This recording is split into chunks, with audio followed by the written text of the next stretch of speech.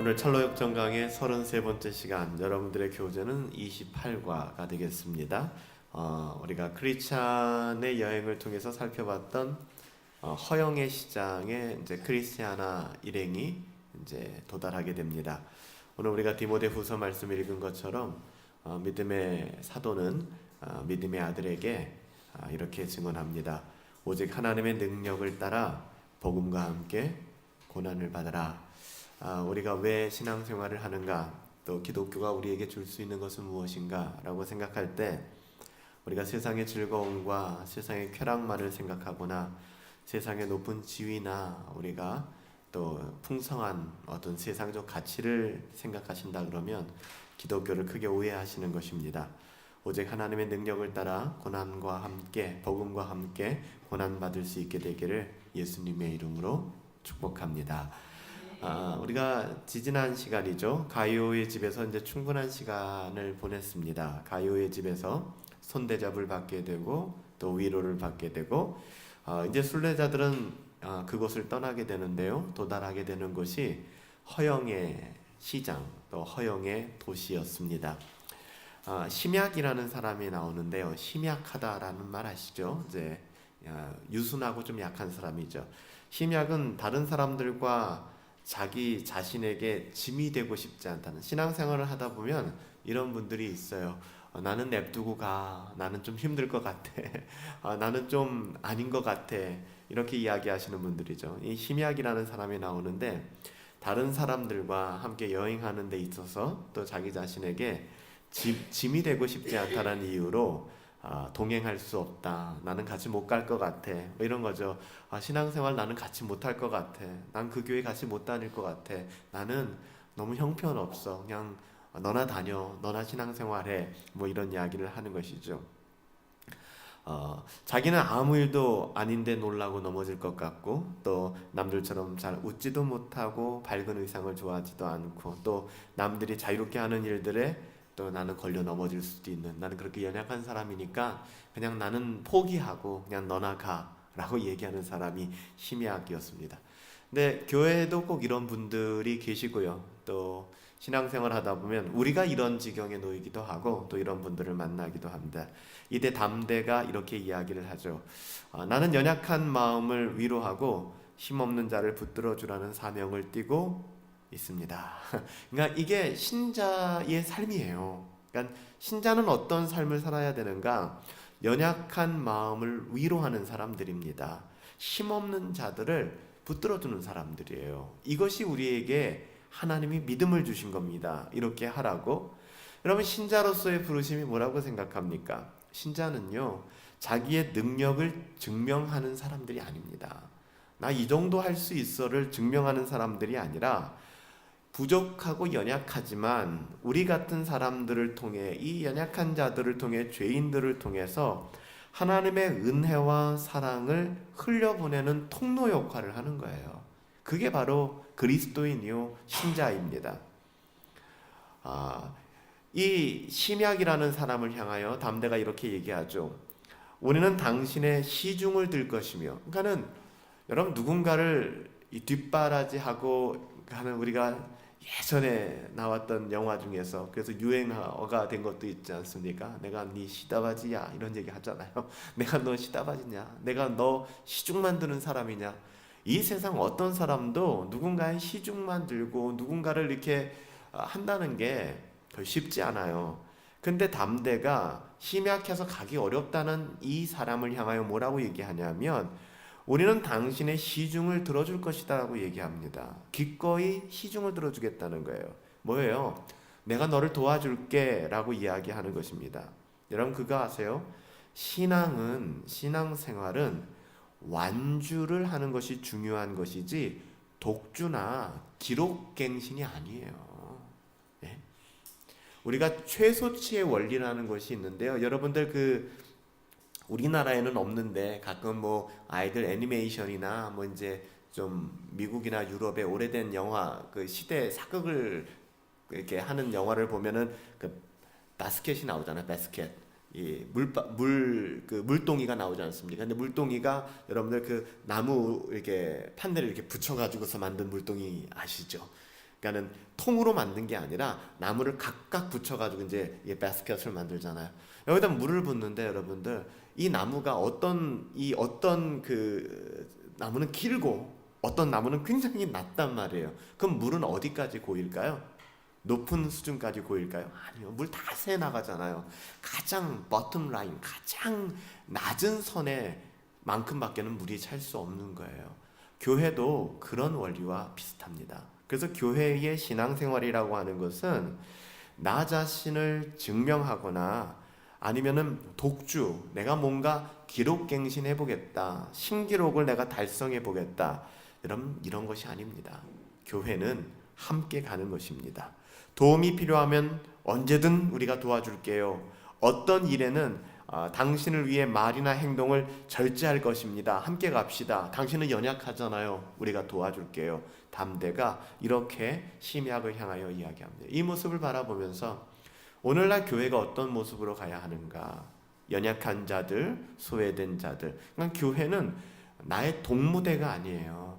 세상과 나는 간 곳 없고 구속한 주만 보이도다. 교회는 인간이 드러나면 안 돼요. 교회는 목사가 드러나도 안 되고 교회는 누군가가 드러나면 안 돼요. 오직 하나님의 영광이 드러나야 돼요. 그것이 바로 교회입니다.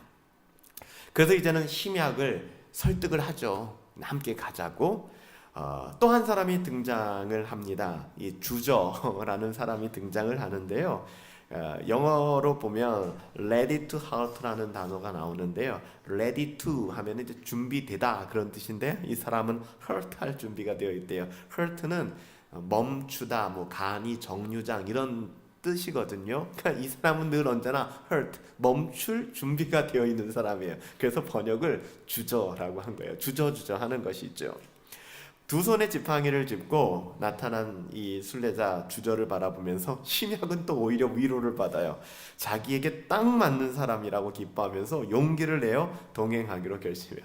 참 놀랍죠. 어떻게 보면 이 교회는 주저 같은 사람은 없어야 돼. 우리가 no turning back, 뒤돌아서지 말고 앞만 보고 달려가야 될 거 아니야. 주저 같은 사람이 없는 교회가 건강한 교회, 그럴지 모르겠는데 이 주저라는 사람이 옴으로 말미암아 누가 위로를 받아요? 심약이라는 사람이 위로를 받는 거예요. 나 같은 사람이 또 있구나, 나랑 비슷한 사람이 또 있구나 라는 그런 생각들을 하는 거예요. 그래서 주저는 언제라도 자기 지팡이가 필요하면 제공해 줄 것을 심약에 약속하고요. 이 사람들이 다 또 크리스티나와 함께 여행을 떠나게 됩니다. 여러분, 이 사건을 통해서, 이 철로 역정의 이 사건을 통해서 번연이 교회에게 교훈하고자 하는 것이 무엇일까요? 교회 안에서 연약한 형제들을 우리가 어떻게 대하고 도와줄 것인가에 대한 그런 기준점을 지금 제시하고 있는 거예요. 성경적인 기준점이죠. 있는 모습 그대로 받아주고 비판하지 말라는 거예요. 네, 있는 모습 그대로 받아주고. 여러분, 가끔 제 마음을 힘들게 하는 게 있는데요. 이제 SNS나 아니면 이제 온라인 상에서 이제 글들을 쓰는 그런 모임들이 있지 않습니까?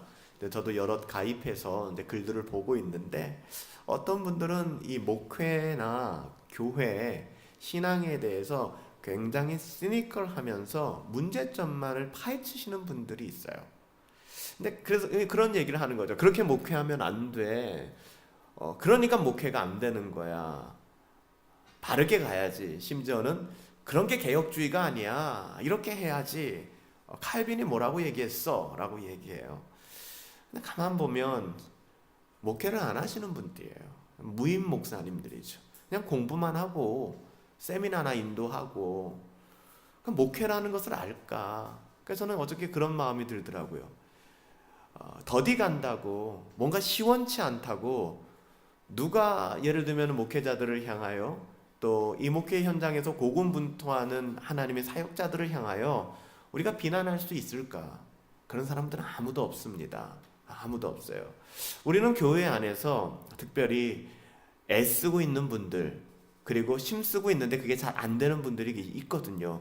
그런 분들은 비판하기보다는 그냥 있는 그대로 인정해 드리는 것. 그러니까 우리가 비판은 뭐가 결여된 거냐면 사랑이 결여가 된 거예요.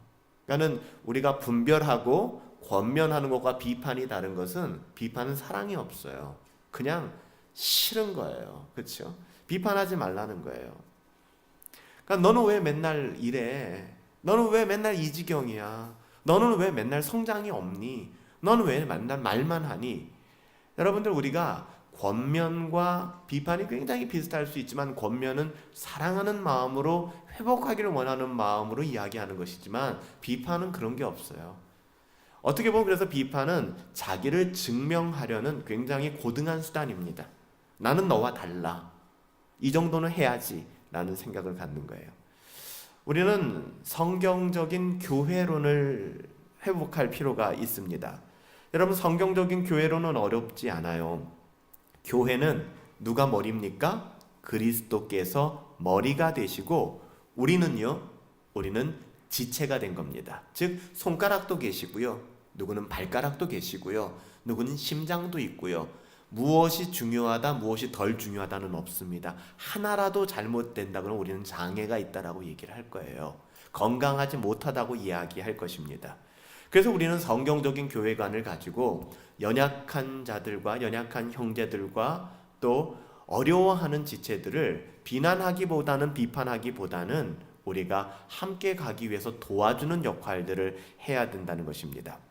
여러분, 우리는 자유를 가진 사람들입니다. 그리스도의 자유를 지닌 사람들이에요. 근데 사도 바울이 말하고 권면하는 내용도 무엇이냐? 아니, 사도 바울이 한 말이 아니죠. 하나님께서, 성령 하나님께서 사도 바울의 심장을 통하여 우리에게 주신 메시지가 뭐냐 하면, 자신의 자유를 다 사용하지 말아라. 그러니까 자유가 있는데 그 자유를 너희를 위해서 다 쓰지 마라고 이야기를 합니다. 고린도전서 8장 9절, 그러니까 고린도전서 8장에서는 고린도 교회가 그 우상의 제물로 드려졌던 음식을 먹어야 되느냐 먹지 말아야 되는 거냐, 이것 때문에 굉장히 힘들었던 문제가 있었던 상황이거든요.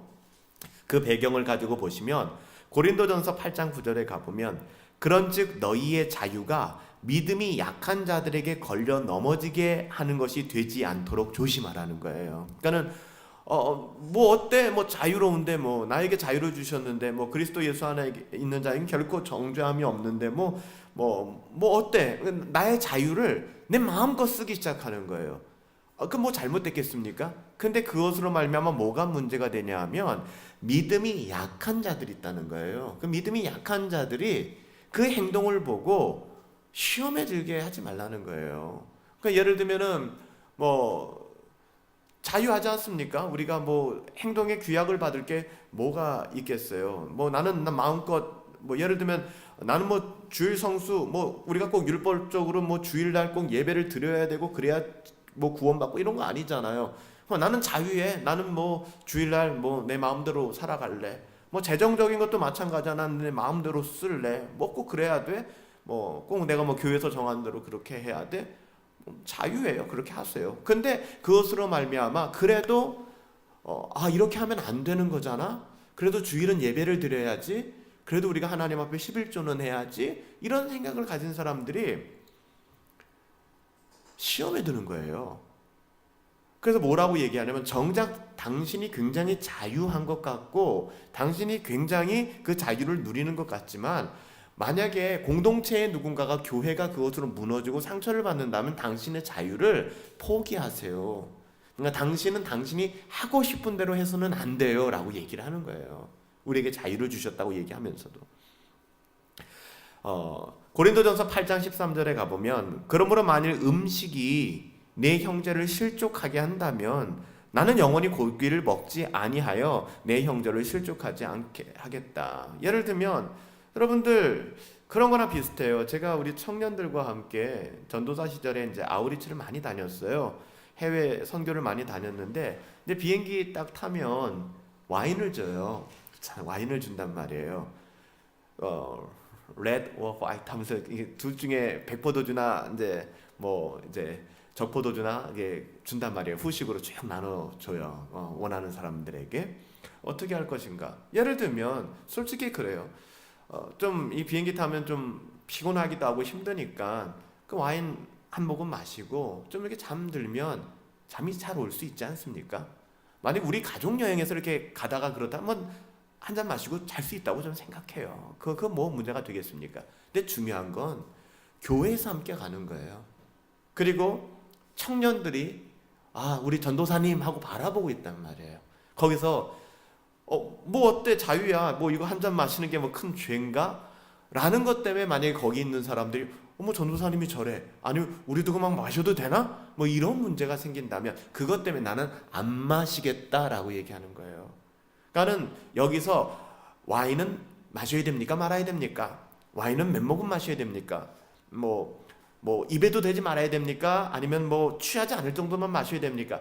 이런 질문은 의미가 없는 질문이에요. 예? 하나님이 준 것은 감사함으로 먹고 마시면은 그 상관이 없습니다. 그렇다고 여러분 술은 좀 달라요. 왜냐하면 성경은 술을 굉장히 조심하라고 하고 있고요. 술은 인간이 절제할 수 없는 영역들이 있기 때문에 여러분 술은 조심해야 될 영역이에요. 사도 바울은 뭐라고 얘기합니까? 만약에 음식의 문제 때문에 여기서의 음식은 뭐예요? 우상에게 바쳐졌던 음식들입니다. 다시 말하면 우리의 지금 상황으로 말한다면 제사상에 올라갔던 음식들이에요. 여러분 제사상에 올라갔던 음식들은 귀신이 먹은 음식입니까? 그건 아니잖아요. 근데 그 당시에는 어떻게 우상에게 올려졌던 음식을 다시 먹을 수 있느냐라는 그런 문제들이 생겼는데, 여러분들이 이제 정황을 아시는 것처럼 제물로 올려졌던, 우상에게 올려졌던, 바쳐졌던 음식들은 좀 디스카운트된 가격으로 그 당시에 가난한 사람들에게 다시 판매가 됐었어요. 그래서 그들이 뭐 우상의 음식이긴 하지만 이것을 막 사서 먹었단 말이에요. 그러니까는 이제 믿음이 있다고 하는 사람들이 그걸 지적하기 시작한 거예요. 어떻게 우상에게 바친 음식을 먹을 수 있느냐? 그럼 먹지 말아야 되는 거 아니냐? 사도 바울의 대답은 이거였어요. 그 음식 먹어도 별 문제 안 된다.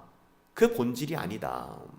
근데 나에게 묻는다면 나는 먹지 않을 것이다. 오히려 믿음이 있다라고 생각하는 너희들 같이 믿음이 적은 사람들이 오히려 실족할까 봐 나는 먹지 않을 것이다 라고 이야기를 하는 거예요.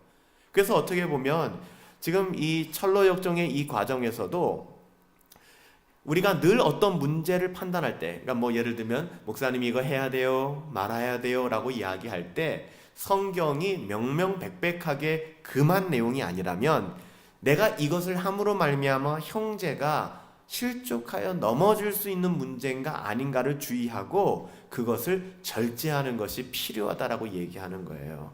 도와주는 것이죠. 그래서 로마서 14장 13절에도 뭐라고 얘기합니까? 그런즉 우리가 다시는 서로 비판하지 말고 도리어 부딪힐 것이나 거칠 것을 형제 앞에 두지 아니하도록 주의하라. 그러니까 왜냐하면 인간이 못돼 가지고요, 자꾸만 넘어질 만한 환경을 만드는 거예요. 너 넘어질 거야, 넘어질 거야. 그러면 걸렸어. 그리고 이제 공격하는 거예요. 참 사람의 그 못된 마음인 것 같아요. 나는 예를 들면 이런 거죠.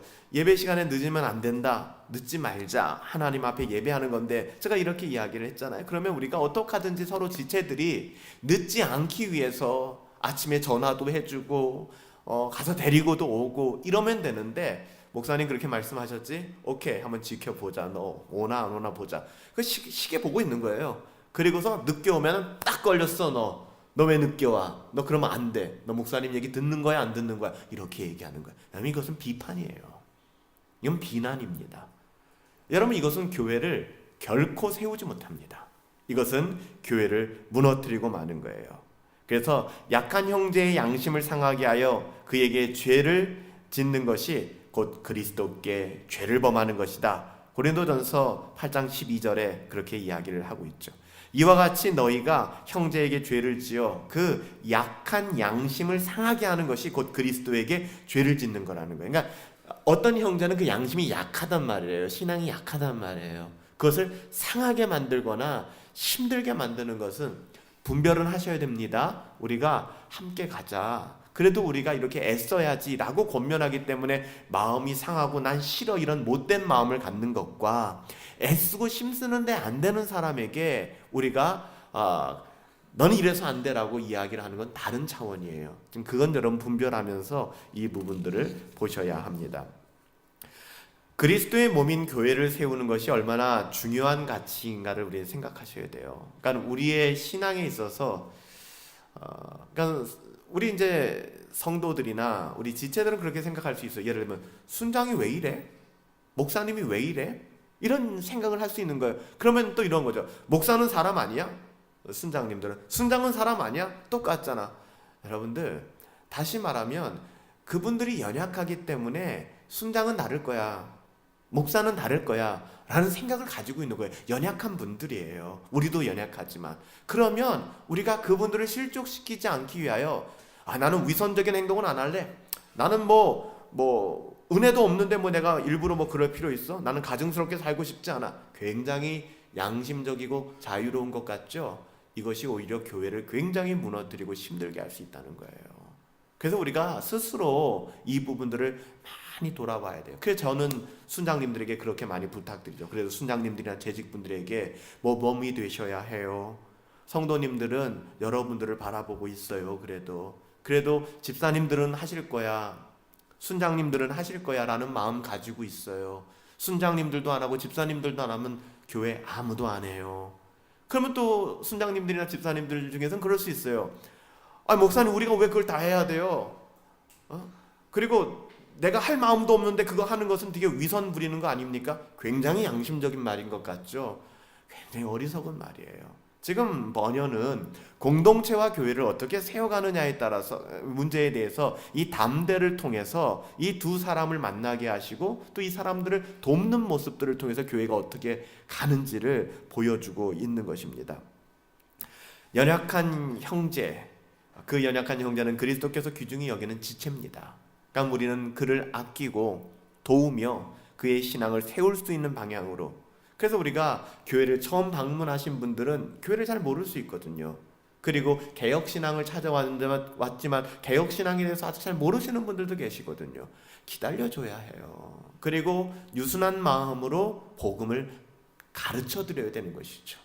우리가 처음에는 웰컴하고 환영하지만 몇 달만 지나고 그 사람이 사람들에게 관심 받는 것 같고 목회자에게 관심 받는 것 같으면 자기 마음이 힘들어지니까 이제 그 사람 공격하고 나서는 거죠. 예배 태도가 왜 이래? 이 사람은 말을 맨날 이런 식으로 해? 공격하는 거예요.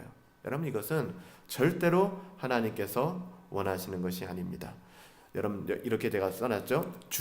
교회를 세우는 중요한 원리는 내 양심이 괜찮은가가 아니라 연약한 형제의 양심이 괜찮은가에 있는 거예요. 그러니까 나는 괜찮아요, 이것처럼 어리숙하고 어린 신앙이 없는 거예요. 교회는 나 말고 우리 지체들의 양심과 우리 지체들의 그 연약함들을 배려할 줄 알아야 되는 거예요. 그게 교회입니다. 왜 그렇게 하죠? 누구 좋으라고요? 하나님 좋으라고요. 그래서 고린도전서 10장 31절에 뭐라고 이야기합니까? 이렇게 행하는 궁극적인 목적이 뭐라고요? 하나님의 영광 때문에. 그래서 고린도전서 10장 31절에 그러나 여러분은 먹든지 마시든지, 이게 본질이 아니라는 거예요. 먹으셔도 되고 안 먹으셔도 돼요. 근데 먹든지 안 먹든지, 그리고 여러분들이 무엇을 하든 간에 오직 뭐요? 하나님의 영광을 위하여 하십시오. 이것이 그리스도인의 삶의 방향입니다. 이렇게 살아가야 되는 것이죠. 물론 누군가가 연약한 형제일 수 있지만 내가 연약할 수도 있거든요. 만약에 내가 연약한 형제라고 생각하신다면, 내가 연약한 자라고 생각하신다면 복음의 은혜를 날마다 묵상하고 기뻐하세요. 이걸 훈련하셔야 합니다. 여러분 누누이 말씀드리지만 전도는 정말 아무나 하는 게 아니거든요. 전도는 내 안에 복음이 있어야 가능한 거예요. 전도는 교회에 데리고 오는 게 아니잖아요. 전도는 내게 복음의 능력이 있을 때 전도가 가능한 겁니다. 좀 더 아프게 얘기하면 왜 전도가 안 될까? 내가 복음을 누리지 못하는 거예요. 그러니까 내가 그 복음을 누리질 못하기 때문에 죽어가는 누군가를 살릴 능력도 없는 거예요. 그래서 우리가 연약한 자라고 여겨진다면 은혜를 날마다 묵상하고 기뻐하며, 그리고 형제들의 선한 의도와 섬김을 감사하며 늘 비아냥거리지 말고, 목사님 감사합니다, 순장님 감사합니다, 집사님 감사합니다, 늘 그 감사함을 표현하고 그리고 저들도 완전히 강한 자가 아니라는 사실을 알아야 돼요. 무슨 얘기냐? 목사님도 실수할 수 있지. 순장님들도 실수할 수 있지. 그 마음을 가져주는 거죠. 부부관계도 마찬가지거든요. 그래서 베드로전서 3장 7절에 가보면 남편들아 이와 같이 지식을 따라 너희 아내와 함께 동거하고 그를 더 연약한 그릇이요, 아내를 향하여 더 연약한 그릇이요 또 생명의 은혜를 함께 이어받을 자로 알아서 귀중히 너희 아내를 여겨라. 이는 너희 기도가 막히지 아니하게 하렴이라. 그 남편으로서 그 당시 갑의 위치에 있는 남편들이 아내들을 연약한 자로 여기고 그렇게 사랑으로 감싸주고 위로하라 라고 이야기하는 것입니다. 형제들의 의도를 의심하거나 비난하려는 마음은 굉장히 위험합니다. 그래서 저 무슨 의도가 있는 거 아니야? 저 사람 나한테 왜 저러지? 여러분 지속적으로 이런 마음이 생긴다면 우리의 마음을 점검해 보셔야 돼요. 하나님 앞에서. 그래서 가능한 한 형제들과 많은 시간을 가지려고 노력하세요. 순모임도 하시고 주중에도 연락하시고 말씀 안에서 교제하기 위해서 여러분 이것이 필요합니다. 제가 시작할 때 말씀을 여러분들에게 나누어 드리면서 오직 하나님의 능력을 따라 복음과 함께 고난을 받으라 그렇게 이야기했는데요. 그리스도인의 순교, 고난의 하이라이트죠. 순교와 고난은 절대 헛된 것이 아닙니다. 그러니까 신자들이 이 땅을 살아가면서 얼마나 많은 고난이 있습니까? 그렇죠? 솔직히 우리가 나 혼자 살아간다 그러면 좀 외롭지만 별 문제 없는 부분들이 많잖아요. 근데 뭐 남편 때문에, 아이들 때문에, 뭐 때문에 인생이 굉장히 힘들어지기도 하지 않습니까? 그렇잖아요. 그냥 나도 이런 거 신경 쓰고 싶지 않은데 신자이기 때문에 또 포기할 수도 없고. 그러니까 여러분 신자로 살아간다는 것은 고난과 때로는 순교가 뭡니까? 나 자신을 부인하는 거잖아요. 내가 죽는 거 아닙니까? 꼭 내가 내 몸이 이제 죽어야 순교가 아니라 자기를 부인하고 자기 십자가를 지고 따르라는 예수님의 명령 때문에 여기 모였습니다라는 고백을 하고 가시는 분들이 저는 순교자의 삶이라고 믿습니다. 이제 허영의 시장으로 갑니다. 허영의 시장으로 가면서 대화의 토픽, 주제가 뭐냐 하면 그리스도인들이 만나는 순교와 고난은 결코 헛된 것이 아닙니다 라는 이야기를 합니다. 왜 그랬을까요? 일부에 보면 크리스찬이 누구랑 함께 허영의 시장에 들어갔죠? 믿음과 함께 허영의 시장에 들어갔잖아요. 거기서 믿음이 어떻게 됐죠? 순교하게 되었잖아요. 그래서 이제 이 내용들이 나오게 된 거예요. 그래서 고난에 대한 얘기들을 합니다. 그래서 고난을 만나면 신앙이 시험 드는가? 고난을 만나면 신앙이 연약해지는가? 고난을 만나면은 의심이 생기는가? 과연 그게 맞는가? 라고 얘기하면서 담대가 이렇게 얘기합니다. 이 근처에서 일부에서 나왔던 크리스찬과 믿음은 전도자를 만났어요. 전도자를 만났거든요. 기억하실지 모르겠지만 전도자는 그들에게 허영의 시장에서 그들이 당하게 될 고난에 대해서 이야기해 주었어요. 그들이 입고 다니는 옷이 달랐던 거 기억나시죠? 말투가 달랐던 거 기억나시죠? 그러니까 허영의 시장에서 계속 조롱하고 비난하기 시작하는 거예요. 여러분 신자들은요 이 세상을 살아갈 때 사용하는 언어가 달라야 합니다. 뭐 욕을 하느냐 아니면 뭐 욕을 하지 않느냐 이런 부분이 아니라 그 말의 가치와 품격이 달라야 해요. 여러분 세상에 썩어질 어떠함이 주인되는 말들을 해서는 안 됩니다. 똑같이 그 남편 승진시키기 위해서 뭐 그런 인생 살아가고 내 사업 불리기 위해서 그렇게 살아가고 애들 뭐 세상적인 공부시키기 위해서 그렇게 여러분 이것만이 전부 다라면 우리는 세상과 똑같은 사람들이에요. 예? 세상은 거기에 혈안이 되어 있어서 눈이 빨개져 있습니다. 근데 크리스찬들은 다른 말을 하기 시작하는 거예요. 우리 그건 별로 중요하게 생각하지 않는데요. 나는 우리에게 그거 기대하지 않아요. 저는 우리 남편에게 그거 기대하지 않습니다. 그럼 바로 부메랑처럼 돌아오는 게 그래? 한 번 더 그래 봐 하면서 어려움이 오게 되는 거예요. 그쵸? 모두가 컨닝을 하고 모두가 그렇게 지저분하게 살아가는데 얘들아 우리 이러면 안 되지 라고 얘기하면 욕먹는 거예요. 비난받는 것입니다. 신자들의 삶이 그런 거예요. 그래서 정직이 말한 것처럼 이런 예언은 결국에 이런 고난은 크리스찬과 믿음의 그런 신앙을 힘들게 만들었을까? 결코 그렇지 않다는 것이죠. 성경에 보면 특별히 예수님께서 십자가를 지시기 전에 제자들에게 뭐라고 말씀하셨죠? 너희가 환난을 당하게 될 거야. 사도 바울이 예루살렘으로 올라갈 때 무엇이 기다린다고 했어요? 하나님의 영광이 너를 기다릴 거야 라고 성령이 말씀하시지 않았고 환난이 너를 기다릴 거야 라고 말씀했습니다. 그래도 거기 갔어요. 예레미야가 그거 아닙니까? 예레미야가 바벨론의 군대사령관 만나가지고 군대사령관이 너 예레미야지? 너 풀어줄게. 너 왜 감옥에 갇혀있니? 너 그리고 네가 시드기야 왕에게 너 친바벨론적인 예언했잖아. 너무 고마워. 그리고 야 너가 믿는 신이 진짜 신인가 보다. 결국 우리가 이겼어. 너 나랑 같이 바벨론으로 가자. 바벨론으로 가면 나와 함께 호의호식할 수 있을 거야. 기가 막히잖아요, 여러분들 일정시대 때, 일제시대 때, 일제식민시대 때 우리나라에 왜 배교자들이 나왔는지 아십니까? 해방될 거라는 기대감을 상실했을 때 그들은 배교하기 시작하는 거예요. 이제는 소망이 없다라고 느꼈을 때 그렇게 되는 거예요. 근데 예레미야는 그 소망 없는 시대에 결단코 그 길로 걸어가지 않지 않습니까? 그렇잖아요.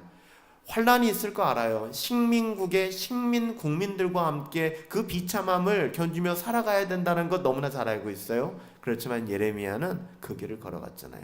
사도 바울은 예루살렘에서 뭐가 기다리고 있다고요? 환란이 기다리고 있다는 걸 알았다고요. 근데 그 길로 걸어가는 거예요. 여러분, 고난이라는 것은 절대로 신자의 발걸음을 무겁게 만들거나 신자의 발걸음에 족쇄를 채우지 않습니다. 고난을 당하는 삶을 예고받았음에도 불구하고 하나님의 자녀들은 오히려 그 일을 당할 때에 하나님이 주신 믿음이 작동하기 시작하니까 믿음이 이기는 거예요. 하나님, 내가 여기 서 있나이다. 나를 도우소서. 루터와 같은 고백이 나오게 되는 거예요. 그래서 여러분들, 어려움과 시련은 절대로 우리의 시험거리가 될 수 없습니다. 믿음의 순교를 이야기를 하죠. 믿음의 순교와 크리스찬의 용기는 절대 헛된 것이 아닙니다. 그 용감한 행위는 헛되지 않았습니다. 왜냐하면 소망을 비롯한 몇몇 사람들이 그의 죽음을 통해 회심하게 됐잖아요. 기억나시죠? 믿음은 순교했잖아요. 그때 그 다음이 크리스찬 차례였는데 크리스찬이 대기하고 있는 동안에 소망이 크리스찬을 꺼내줬잖아요. 기억나시죠? 그래서 소망과 함께 허영의 시장을 도망가게 되잖아요. 그래서 묻잖아요. 당신은 누굽니까? 난 소망인데요. 저는 믿음이의 그 신앙을 보면서 이것이 진짜일 수도 있겠구나라는 생각을 했어요. 그리고 내가 신앙생활을 해야겠지라는 생각을 했답니다. 여러분, 믿음은 그냥 헛된 죽음을 죽은 것이 아닙니다. 믿음의 죽음을 통하여 새로운 생명이 마치 한 알의 씨앗이 땅에 떨어져 죽음으로 말미암아 또 다른 씨앗이 나오게 된 거예요. 그래서 회심에 이르게 되었고 마지막에 소망이 끝까지 크리스찬을 도와주고 크리스찬이 그 마지막 천성문 앞에 그 강가에서 빠져 죽을 때 누가 건져줘요? 소망이 건져주지 않습니까? 그리고 이 크리스찬은 나는 살았다, 너무 좋다, 행복하다 그랬습니까? 아니잖아요. 소망과 함께, 기억나시잖아요. 소망과 함께 이 허영의 시장을 지나가는데 믿음이 하나님의 영과 더불어서 하늘로 슉 지나갔잖아요. 그러니까 크리스찬이 부러워하잖아요. 나도 저 새하늘과 새 땅에 저 믿음과 함께 가고 싶다. 그러니까 순교를 갈망하는 거죠. 이런 모습들을 우리가 설로역정을 통해서 보게 되는 거예요. 근데 나중에 나손집에서 나누는 교제 가운데 순례자들은 이것을 확인하게 되는데요. 근데 존 버녀는 허영의 시장을 지나서 크리스찬이 만난 또 한 사람을 얘기를 합니다. 일부에 나오는 사람이죠. 사심이라는 사람 기억나세요? 사심. 그래서 by and 이런 by and는 이게 그 사심 아니면은 사사로운 마음 아니면은 그 이기적인 동기라고 번역할 수 있어요. 이 by and라는 이 이기적인 동기로 가득 찬 사람들이에요. 그래서 담대의 입을 통해서 이제 그 과거의 사건을 다시 한번 크리스티아나 일행에게 각성시켜 줍니다. 이 사심이라는 사람을 크리스찬이 일부에서는 만났는데요. 아주 고약한 위선자랍니다.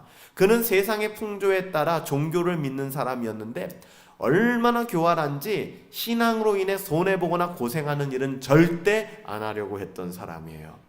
저는 번연의 이 글을 보면서 굉장히 두려웠어요. 오늘날 교회를 다니는 분들 중에서 우리가 교인이라고 하는 분들 중에서 이런 분들을 너무 많이 뵙는 것 같은 거예요. 그러니까 신앙으로 인해서 손해보거나 고생하는 일은 절대 안 하려고 하는 겁니다. 좀 우리 어려운 주제지만 그렇지 않아요?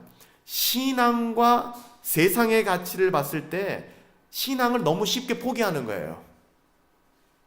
나의 약속과 나의 사사로움과 나의 기대감 때문에, 아니면 나의 어떤 일들 때문에 너무 쉽게 우리는 예배를 타협하고 말씀을 타협하고, 그리고 만약에 우리가 신앙생활을 이렇게 해나가다가 이것이 나에게 손해가 되거나 나에게 뭔가 문제가 된다고 생각하면 적당히 줄이기도 하고요. 혹시 우리 모두가 이 사심은 아닌가? by ends. 그러니까 정말 헛된 생각을 할 뿐만 아니라 이기적인 동기. 그래서 제가 계속 누누이 말씀드리는 것처럼 신앙은 이기적인 게 아니에요. 신앙은 이타적이어야 합니다라고 말씀드렸잖아요. 그 이야기를 번연도 하고 있는 것 같아요. 신앙으로 인해서 손해보거나 고생하는 일 절대 안 하려고 하는. 그래서 제가 저희 친척들 중에서도 제가 말씀드린 적 있잖아요. 예전에 저희 작은아버님이 그러셨어요. 저희 작은아버님이 장로님이고 작은어머님이 권사님이셨는데 딸이 둘이 있었단 말이에요. 딸이 둘인데 큰딸이, 저희 형제는 공부 잘 못했는데 큰딸이 공부를 굉장히 잘했어요. 그리고 피아노도 잘 쳤고, 그러니까 맨날 교회에서 반주하고 이제 그랬었단 말이에요. 근데 애가 이제 고3 되니까 너는 주일 이제 대예배만 나가, 반주 끊어, 중고등부 끊어, 공부해야지. 그리고 대학 들어가서 이렇게 봉사해. 이해할 수 없는 행동을 하는 거죠. 근데 아이가 굉장히 안 좋게 됐어요. 정신질환을 갖게 되었어요. 그래서 지금도 그냥 엄마 아빠하고 그렇게 살아요. 제가 한번 저희 가정사긴 하지만 한번 이야기를 한 적이 있는 것 같아요. 그러니까 세상의 부모님들은 그럴 수 있는데 신자들은 그러면 안 된단 말이에요. 근데 여전히 그 현장에 들어가서는 이게 불편한가 봐요. 그러니까 아이를 평가하는 기준, 가정을 평가하는 기준, 나의 삶을 평가하는 기준이 너무 철저할 정도로 세상의 기준인 거예요. 이것 때문에 남편 힘들게 만들고, 이것 때문에 내 자신이 힘들고, 이것 때문에 애 잡는 거죠. 근데 신앙의 본질과는 전혀 상관이 없는 거예요. 어떻게 보면 우리는 이런 사심과 같은 그런 위선적인 모습들을 다 가지고 있는지도 모릅니다. 근데 오늘 우리에게 이렇게 말씀을 해주는 이 말씀을 통해서는 우리가 듣고, 여러분 하나님께서 우리에게 말씀해 주시는 이유는 뭐라고 했죠? 듣고 참고하라는 게 아니에요. 오늘 이 목사가 여러분들에게 번연의 글을 가지고 여러분들에게 이 말씀을 소개해주고 설명을 해주고 있는데, 여러분들이 배우고 확신한 말씀대로라면 이것이 저 양반이 지금 하는 말이 사사로운 자기의 썰을 푸는구나가 아니라 저분의 말씀이 하나님의 말씀 맞는데라는 동의감이 있다면 여러분 순종하세요. 하나님의 말씀은 순종하기 위해 듣는 것이지 참고하거나 아니면 우리가 좀 뭔가 이렇게 좀 도움을 얻으려고 그렇게 하는 것이 아닙니다. 허영의 시장에 들어가서 그들은 나손의 집에 머물게 됩니다. 나손은 구브로, 이탈리아 아시죠? 이탈리아 반도에 이 공처럼 옆에 나와 있는 구브로 섬이거든요. 이 구브로 섬 출신인데요. 성경에 나오는 인물입니다. 그래서 성경에서는 나손은 바울 일행을 가이사랴에서 예루살렘으로 돌아오는 길에 동행했고, 그 여정에서 자기의 집에 그 일행들을 유숙하게 하고 섬겼던 사람으로 사도행전 21장 16절에 그렇게 다루고 있습니다. 이제 나손의 집에 머물면서 또 좋은 일들이 많이 일어나게 됐어요. 비록 허영의 시장에 있지만, 여러분 잘 보셔야 돼요. 1부에서 크리스찬과 믿음이 허영의 시장을 방문했을 때와 지금 크리스티아나 일행이 허영의 시장을 방문했을 때 분위기가 전혀 달라요. 제가 결론을 말씀드리는 거, 왜 전혀 다르냐? 믿음의 순교가 있었고 그 순교로 말미암아 허영의 시장의 분위기가 바뀌었어요. 그렇기 때문에 그 이후에 방문한 크리스티아나 일행들은 크리스찬과 믿음이 경험했던 그 순교의 위협 같은 건 없는 거예요. 오히려 그때 그 믿음이 참 괜찮았던 사람인데 우리도 종교 생활이란 걸 좀 해볼까? 이런 분위기가 있던 것입니다. 여러분 이것이 이 나라에도 120년 전에 순교자들이 있었고요. 이 나라뿐만 아니라 지금도 5대양 6대주 수많은 선교사들이 들어가서 자신의 피를 뿌려가면서 복음을 전하고 하나의 미랄이 되는 이유가 거기에 있는 거예요. 여러분 잘 아시는 것처럼 짐 엘리엇이 정말 그렇게 말도 안 되는 죽음을 당했지만 짐 엘리엇과 그 아내 엘리자베스를 통해서 어떻게 됩니까? 아홉 가족에게 복음이 들어갔잖아요. 허영의 시장에 복음이 들어간 거예요. 누굴 통해서요? 믿음과 크리스찬을 통해서. 여러분 그 안목을 가지고 이 부분을 봐야 됩니다. 그래서 나손의 집에서 이제 머물게 됩니다. 이 허영의 도시 안에. 나손의 집에는 나손 딸이 있었는데 딸 이름은 그레이스예요. 은혜.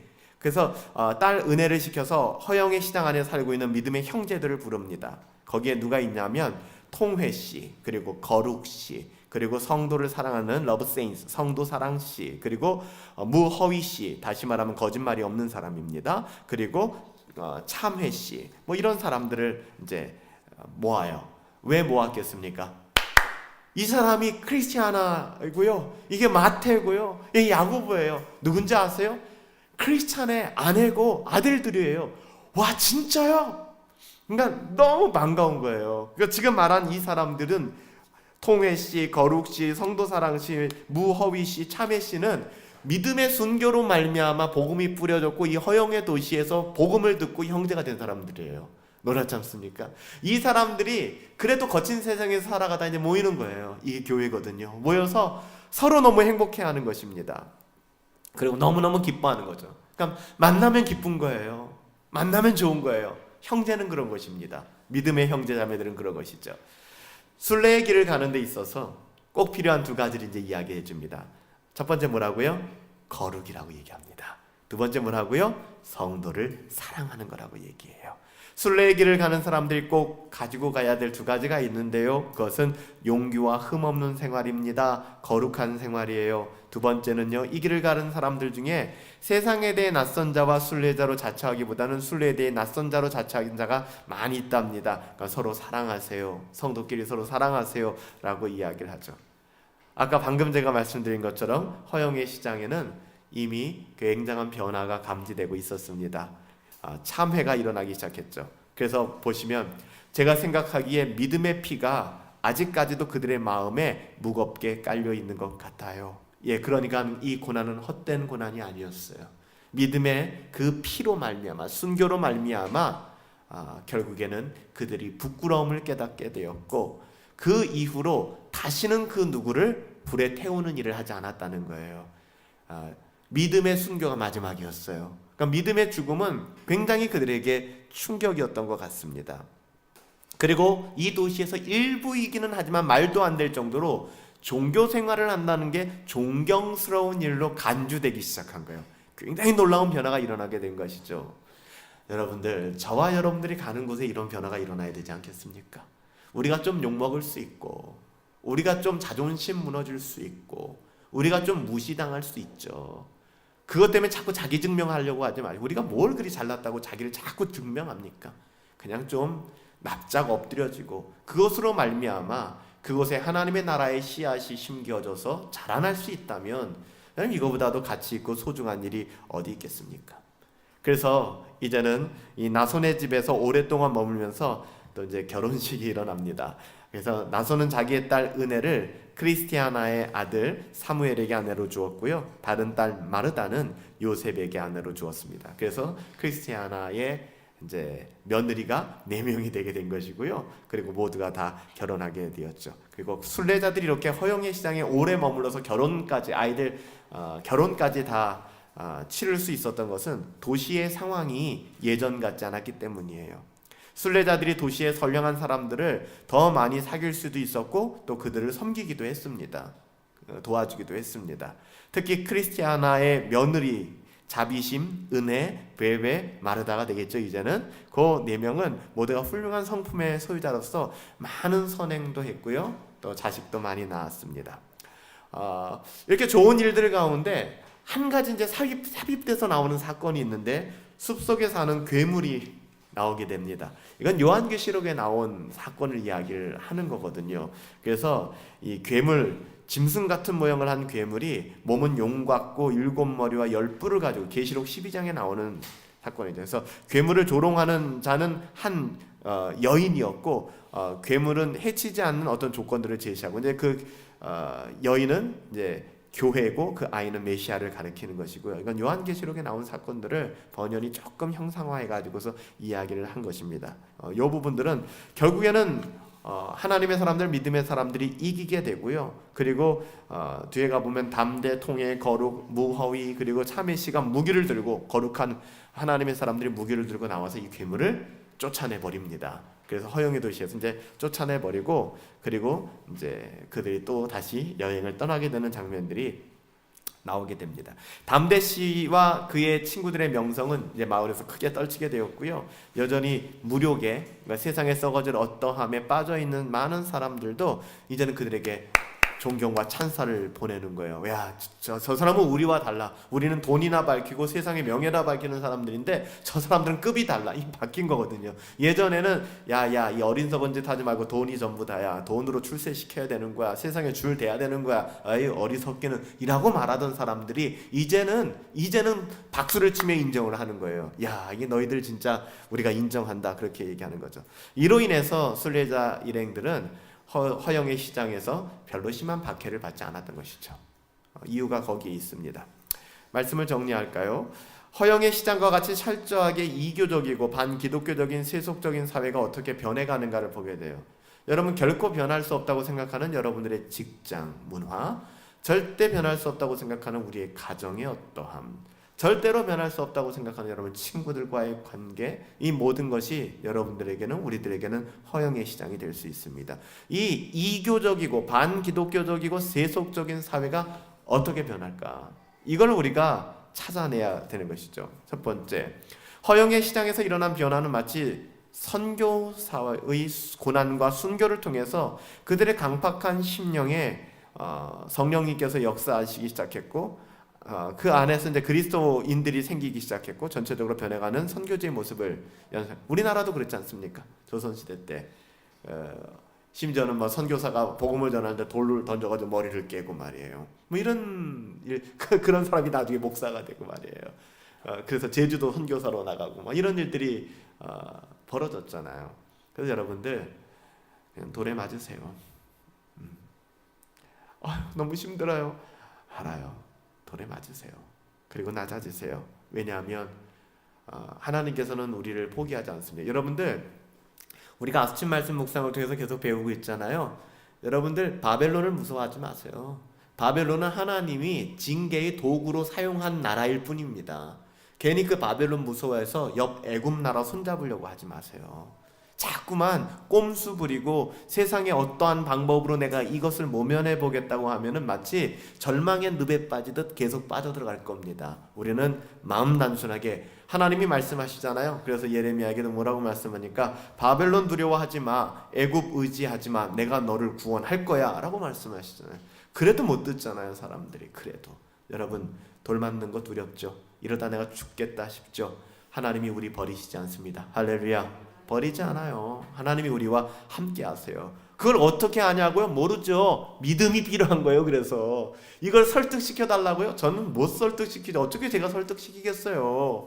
여러분들 예레미야를 찾아와서 뭐 계속 물어보자는 사람들이 계속 물어보는 건 이건 믿음이 없다는 증거거든요.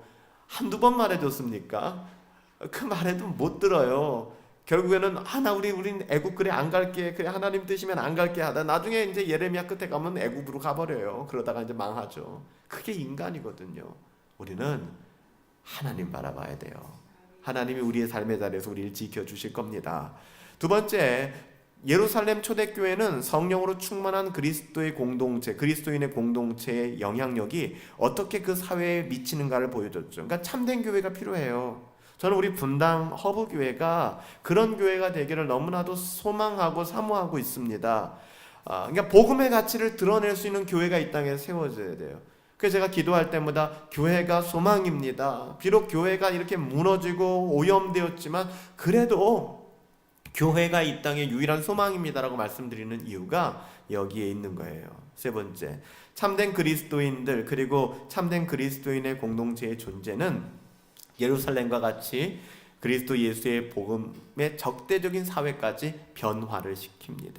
그러니까 그러니까 여러분들이 믿지 않는 가정, 믿지 않는 부모님들, 믿지 않는 친척들, 믿지 않는 문화권 안에 들어가서 여러분들이 그 예루살렘을 변화시킨 사도들처럼, 그리스도인들처럼 우리가 그 일들을 감당해야 되는 것이죠. 끝까지. 언제까지 참아야 된다고요? 끝까지 참으시면 돼요. 끝까지 참는 겁니다. 우리는 복음의 무엇을 위해서? 솔리 데오 글로리아, 하나님의 영광을 위해서. 참된 신앙의 자세는 교회에서 어떤 혜택을 누릴 것인가, 교회에서 어떤 서비스를 주고 목사님이 설교를 어떻게 또 우리에게 재미있게 해주고 나에게 어떤 신학의 지식과 유익을 가져다 줄까. 여러분들, 이런 것도 아니고요. 뿐만 아니라 내가 교회에서 뭔가 받아먹을 게 있을까, 육적인 필요를 채움을 받을 수 있을까. 그래서 요즘엔 옛날 고, 소, 영 뭐 이런 얘기도 있었지 않습니까? 고려대학교 소망교회 출신의 뭐 이런 사람들 하나의 그룹을 만들어서 그 교회에 누가 있으면, 군대교회가 그렇거든요.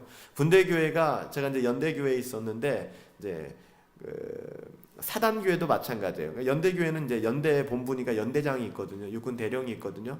근데 대령님이 만약에 기독교인이에요. 교회 다니는 분이에요. 그분 딱 부임하잖아요. 그럼 작전 장교부터 시작해서 모든 장교들이 전부 다 교회 옵니다. 왜 교회 올까요? 일요일날 와가지고서 마치 무슨 이민교회처럼 얼굴 도장 찍고 막 뭔가 하는 그런 모임으로 오는 거거든요. 그렇죠? 근데 그거는 우리가 교회라고도 할 수 없는 것이고 그렇게 바라봐서도 안 되는 것이죠. 교회, 저는 교회의 의미가 무엇인가, 우리가 그런 걸 생각해서 교회 나오는 게 아니라고요.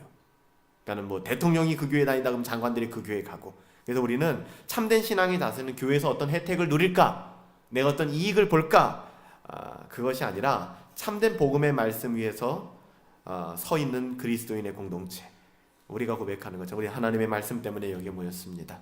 우리는 우리 자신을 부인하고 자기 십자가를 지고 따르는 예수님의 명령 때문에 여기 모였습니다. 하나님의 자녀가 되는 권세보다 더 소중한 권세는 없습니다. 그 고백 아닙니까? 그 고백. 그렇죠? 그래서 이 일을 위해서라면 나는 어떤 대가도 치를 수 있다. 때로는 여러분들 이런 일에 대한 대가는 순교와 고난을 요구하기도 하고요. 또 마귀와의 치열한 전투를 예고하기도 합니다. 복음과 함께 고난을 받는 것을 두려워하지도 회피하지도 말아라. 이것이 성경 66권에서 계속 얘기하는 거예요, 여러분들. 비록 남유다가 바벨론에 의해서 멸망당했지만 두려워하지 마 그러잖아요. 그리고 내가 너 구원할 거야. 그러니까 이집트에 또 눈 멀지 마. 걔네들 너희의 도움이 안 돼. 눈을 들어 산을 보아라. 너의 도움이 어디서 올꼬? 거기서 안 와. 나한테서 오는 거야. 나를 봐. 우리 하나님 말씀하시는 거예요. 이걸 깨닫는 사람은 놀라운 변화를 경험하게 됩니다. 주일날 제가 설교를 했습니다. 무엇을 믿고 계십니까? 그 믿는 바를 실천하며 살아갑니까? 이 모든 것이 하나님을 사랑하기에 그것을 근거로 해서 형제를 사랑하면서 살아가는 삶으로 연결되고 있습니까? 여러분들, 하나님께서 우리들에게 원하시는 건 뭐라고 했죠? 두 가지입니다. 하나님이 원하는 것, 거룩한 백성 되십시오. 뿐만 아니라 거룩한 백성에서 머무는 것이 아니라 그 거룩한 백성은 제사장 나라로 살아가게 됩니다. 우리로 말미암아 허영의 시장이 변화될 것이며 우리의 삶이 변화되게 될 것이며 우리의 삶의 지경이 변화되게 될 것입니다. 무엇을 통해서요? 우리의 고난을 통해서, 우리의 낮아짐을 통해서 그 길 걸어갈 수 있게 되기를 예수님의 이름으로 축복합니다.